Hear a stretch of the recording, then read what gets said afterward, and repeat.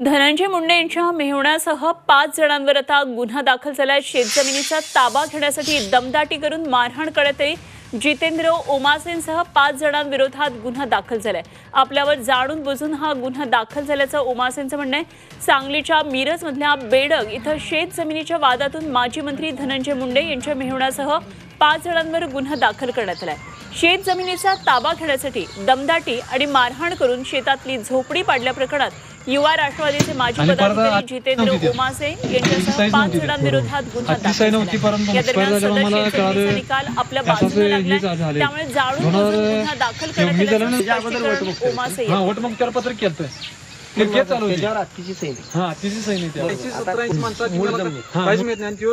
बाळासाहेब ओमासे काय करतो हे पण सांगतो मला। धनंजय मुंडे नावावर उड्या मारला जास्त हे पण सांगतो। दांडगाव केला आणि कोणाला सांगणार त्या सांगतात व्हिडिओ मी मोबाईलचा मी व्हिडिओ केला। मोबाईल व्हिडिओ केला मी पोलीस स्टेशनला जाणार सांगितलं व्हिडिओ मोबाईल डिस्काउंट घेतला माझा मोबाईल टिकाव अंगावर घेऊन माझ्या अंगावर काय याला मारून टाकायचं नसते ते म्हणाली शिवगाळी लई की परमानंट अन्याय झालाय माझ्यावर। मला न्याय मिळाला पाहिजे, 100% न्याय मिळाला पाहिजे। स्वतःच्या रानातच माझी झोपडी होती, तिथं शेतजमीन साफसफाई करण्याच्या उद्देशानं मी गेलो होतो आणि कोणती अशी तिथं गैरवर्तणूक मी केलेली नाही। विरुद्ध राहुल ओमासे, शांताबाई ओमासे आणि सुरेश ओमासे यांचा अर्धा किलोमीटरवरती 213 गट नंबरमध्ये त्यांचं घर आहे। आपण कुणाचंही घर वगैरे काय पाडापाडी केलेलं नाही।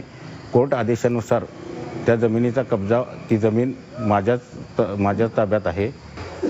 त्यामुळं माझ्यावरती जो गुन्हा दाखल झाला आहे तो बिनबुडाचा आणि खोटा आहे।